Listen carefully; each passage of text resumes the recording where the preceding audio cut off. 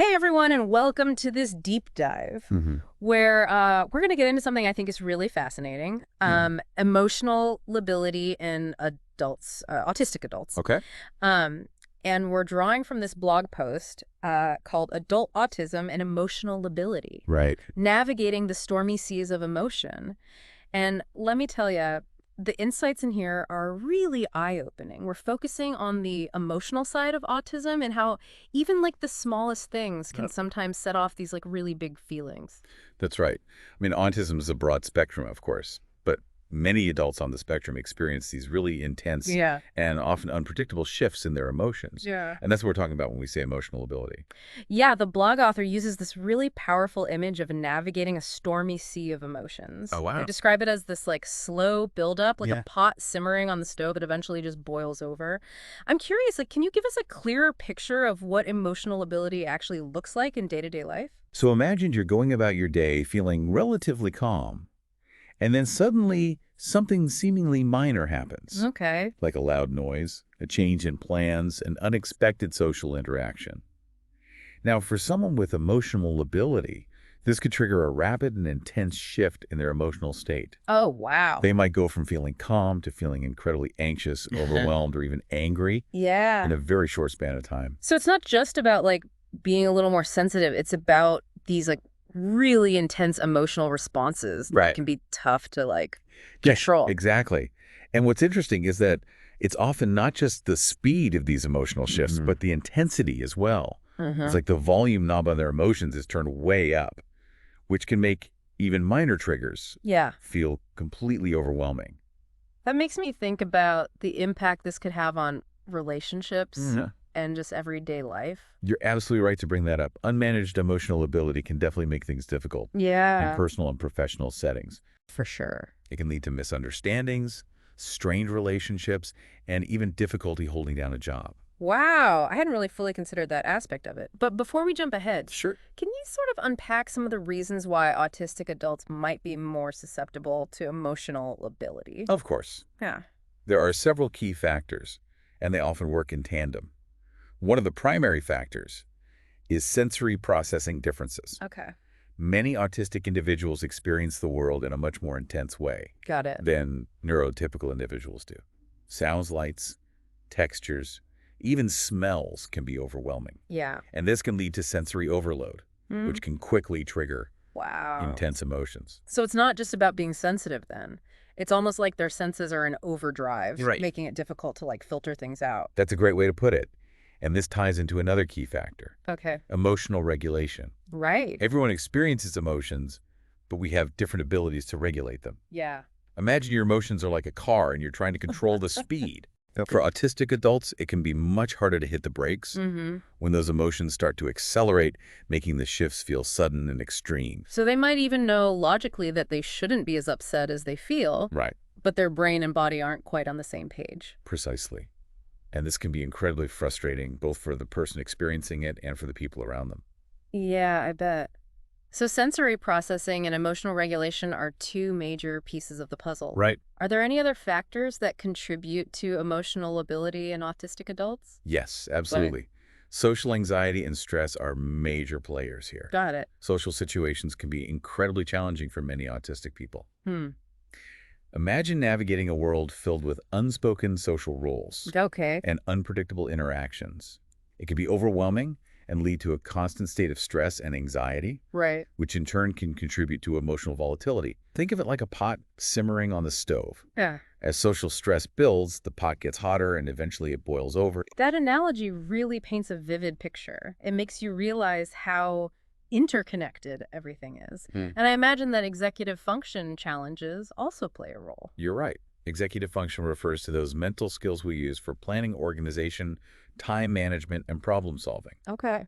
When someone struggles with executive function, it can make daily life more difficult and stressful. Yeah.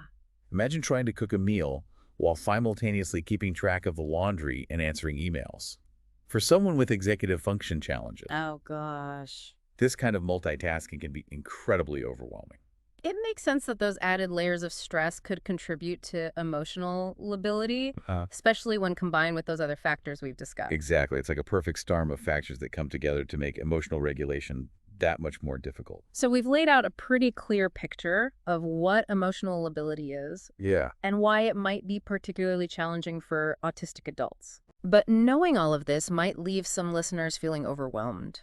They might be thinking, okay, I relate to this. Now, Yeah. what does the blog offer any guidance on coping mechanisms or strategies to manage these intense emotions? It does.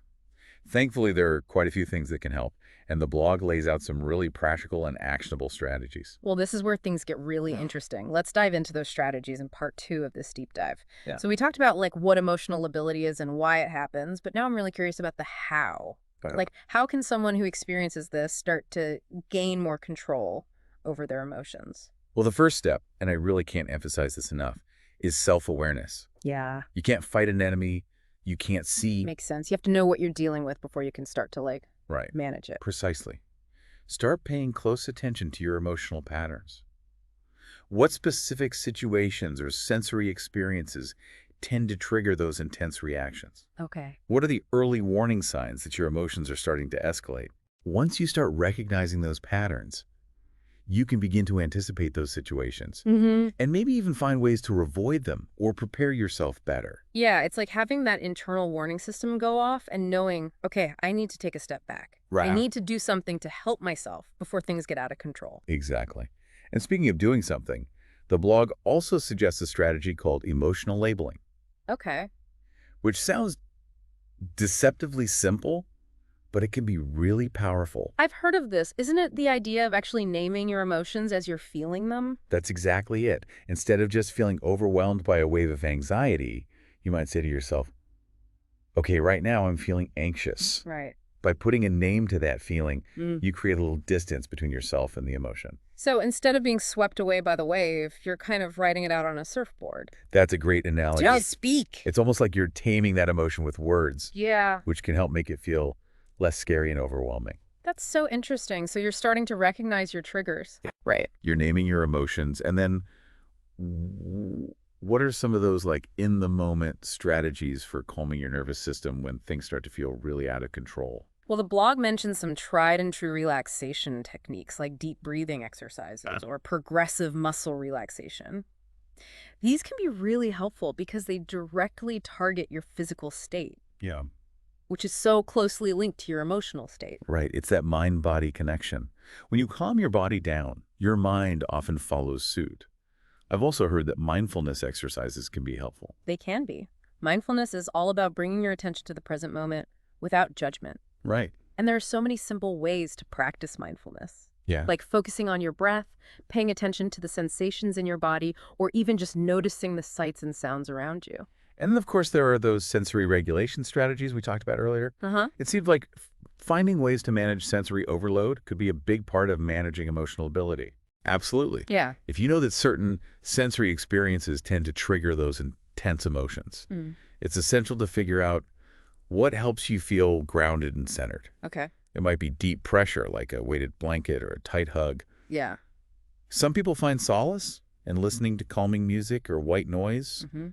Others might need a break in a quiet, dimly lit space. It's really about experimenting and figuring out what works best for you, right? Exactly. What works for one person might not work for another. It's about finding your own unique toolkit. This all makes me think about the importance of social support. Yeah. Having people around you who understand what you're going through must make a world of difference. It really does. Just knowing that you're not alone in this can be incredibly validating. Yeah. A supportive network can provide a safe space to talk about your experiences, to vent your frustrations, and to receive encouragement when you need it most. Mm-hmm. They can also help you identify triggers and even assist you in implementing those coping strategies we've discussed.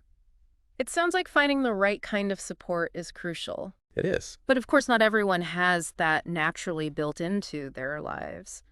What advice would you give to someone who might be struggling to find that support? That's a great question.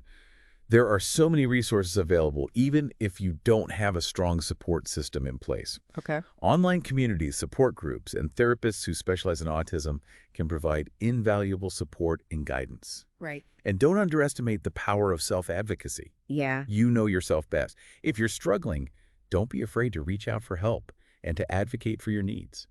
So we've covered a lot of ground here. Self-awareness, Emotional labeling, relaxation techniques, sensory regulation strategies, and social support. That's Wow. quite an arsenal. It is. But as we wrap up this part of the deep dive, is there anything else you want to emphasize about these strategies? Or maybe something you feel is especially important for our listener to keep in mind as they start exploring these tools? Well, I think the biggest thing to remember is that this is like a journey, not a destination. There will be good days and bad days. Mm. We can experiment with different strategies and figure out, Right. what works best for you. And that takes time. That's such an important reminder. It's not about like reaching some perfect state of emotional control. Right. It's about learning to like navigate those choppy waters Yeah. a little more skillfully each You time. got it. Mm. And remember those resources we talked about? Online communities, support groups, therapists. Yeah, They can be such valuable allies on this journey, for sure. especially, when those waves feel a bit too high. It's so reassuring to know that there's support out there for people who are going through this. But even with all the right tools and support, Mm-hmm. sometimes it can still feel overwhelming. Yeah. What advice would you give to someone who's maybe feeling discouraged or a little hopeless Oh, gosh. about managing their emotional ability? I would say, first and foremost, be kind to yourself. Yeah. You're not alone in this alignment.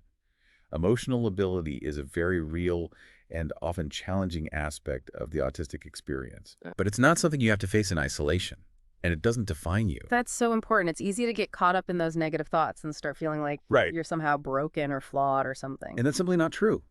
Everyone experiences emotional challenges, Yeah. autistic or not. The key is to approach those challenges with compassion, Hmm. understanding, and a willingness to learn and grow. This whole conversation has been so illuminating. I feel like I've gained a much deeper understanding of what emotional ability is and how it impacts the lives of autistic adults. As we wrap up this deep dive, Yeah. is there one final message or piece of advice Hmm. you'd like to leave our listener with? I think the most important takeaway is this.